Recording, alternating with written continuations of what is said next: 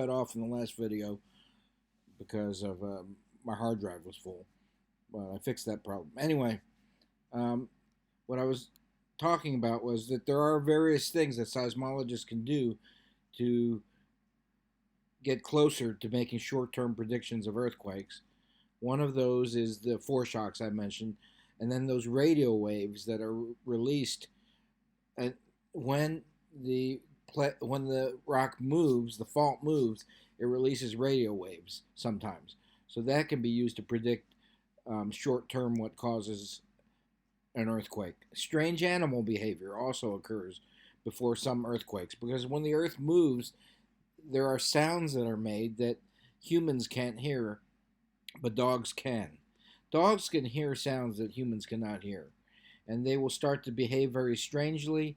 Other animals sometimes who can hear the frequency of those sounds will also behave strangely before earthquakes.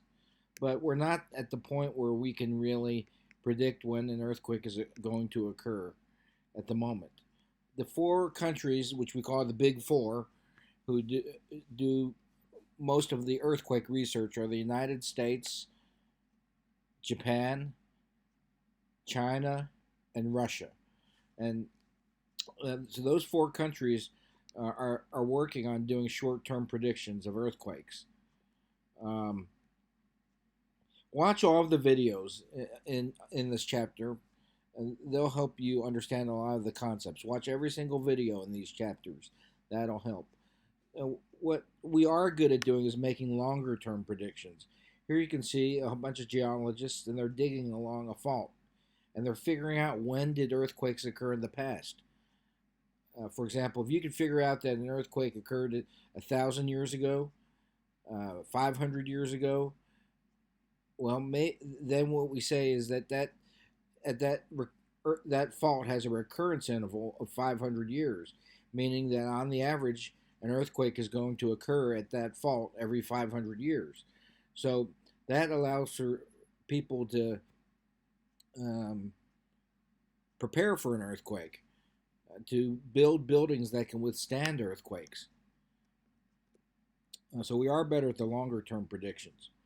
Earthquakes occur at plate boundaries. Almost all earthquakes occur at plate boundaries, convergent, divergent, or transform plate boundaries, because that's where stress is released, and that's where you find faults moving due to the increased stress from the compressional, tensional, or shear stress.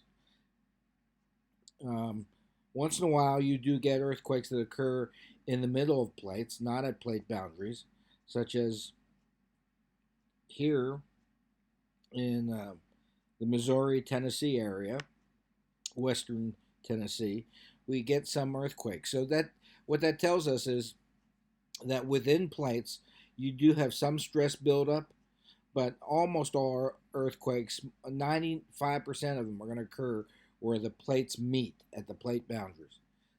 It's important to note that we're not necessarily safe from earthquakes here in Tennessee. Um, Back in 1912, we had a big earthquake that caused the Mississippi River to run backwards and furniture in the White House to be moved around. Um, and so we still have to prepare for possible earthquakes here in Tennessee. What um, sort of damage do earthquakes do? Well, buildings fall down, obviously. We have roads that get destroyed. We get tsunamis. If the earthquakes are underneath the ocean on the seafloor, monster ocean waves come out of the ocean. You probably remember the big one that hit in Thailand or in Japan that killed tens of thousands of people. So tsunamis, we get landslides. With every earthquake, we get sometimes hundreds of landslides, and they could destroy structures and kill people. The next chapter, we're going to talk a lot about landslides. We get fires, lots of fires, because gas mains are broken, and then the electrical lines come down, and that causes fires, and then the water mains break, making it harder for the firefighters to fight the fires. Um, Watch this video here. Watch all the videos here so you can see actual earthquakes, and you can see this bridge overpass uh, break apart and cars fall into the chasm. Um, there's lots of good videos here that'll help you get ready for the test, and will cover much of the material that we've talked about. They have a list of different big earthquakes that have occurred here towards the end of this chapter. So what we want to do next is I wanted to get you just a little bit started on chapter number 10, which is about mass wasting. Mass wasting means the downward movement of earth materials due to the influence of gravity, such as landslides are a common type of mass wasting. This chapter here, chapter 10, believe it or not, many physical geology students find this to be the most interesting chapter of all. Why? Because mass wasting is a big problem in Tennessee. And the downward movement of earth materials due to the influence of gravity. And the chance of you experiencing a mass wasting episode in Tennessee is really high, especially if you live along a slope, or if your house or your building is built on top of limestone. You can also experience a lot of mass wasting. So, a lot of you are young, you haven't bought your first house. When you buy your first house, you need to know some geology, because you can make money on the real estate transaction, both in buying and selling. I've done it several times, and a lot of other people who invest in real estate make a lot of money through their knowledge of geology. Of course, anticlines mean oil or natural gas. Domes mean natural gas, but also mass wasting.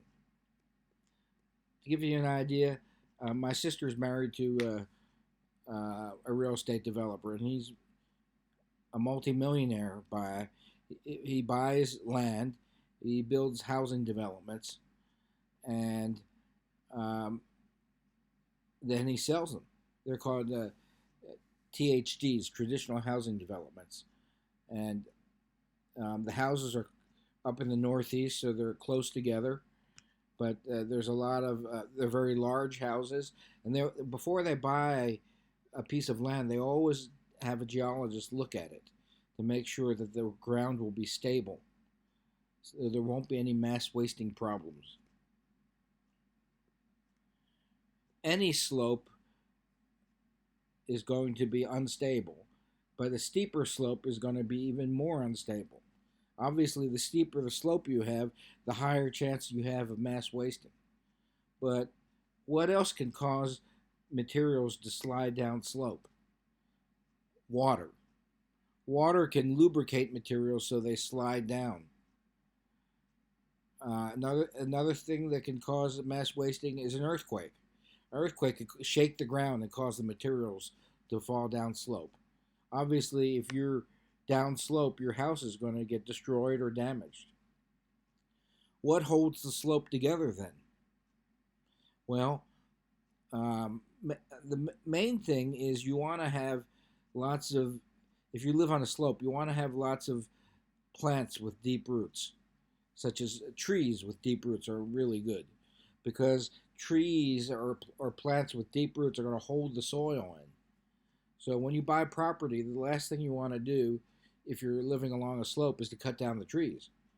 I see some stupid people who do that. They cut down the tree, buy a property, they cut down the trees, and then there's nothing to hold the soil in when it rains, and it washes down slope, making it even steeper.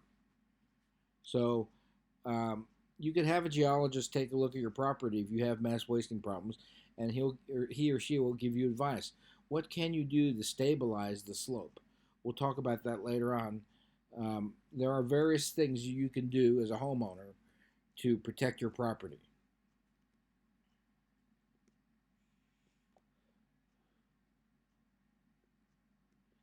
Taking a look at this diagram, you can get a basic idea of how a knowledge of geology can help you make money in real estate. Here you have sedimentary beds. They're folded just like they are in Tennessee. The oldest one on the bottom, then the next oldest, and the next oldest, and the youngest on top. Then you got four possible locations to build your house: A, B, C, and D. Well, if the sedimentary rocks are dipping, that means tilting, into the earth like this, they are that's going to be relatively stable. Why? Because when water lubricates these bedding planes, the planes between the beds, the earth is holding up that slope.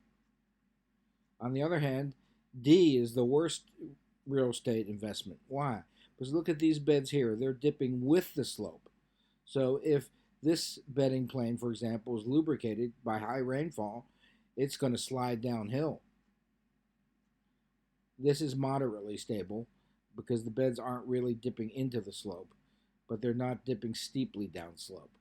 So people in the know will, when they're buying land, they'll take a little entrenching tool like we get in the Army, a little shovel, and you dig a couple of feet down and see which, or you go and look at any exposed rocks and see which way are the sedimentary rocks dipping. Are they dipping into the slope, in which case the property is worth more because you're going to have less mass wasting problems?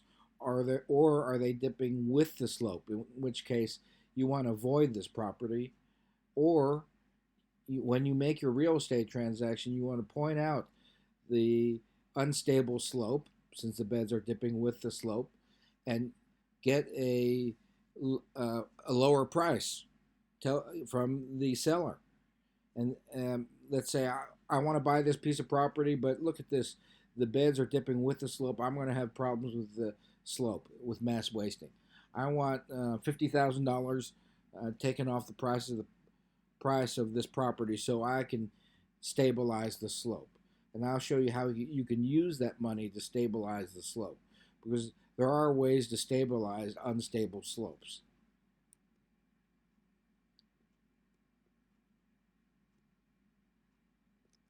Okay, so we'll call it quits for now. Everything right up to here is going to be on the next test, and on the final exam, uh, everything starting here will be on the next test. Well, actually, let me think. No, I'm sorry. Good Lord. My brain is dead. I'm sorry. It's late at night. I got a few more videos for you because I only have an hour from the previous video. So I'm going to probably finish most of this chapter. Uh, Sorry to get your hopes up, but we got to go through the rest of this chapter, and I'll have a couple more videos up tomorrow. Good night.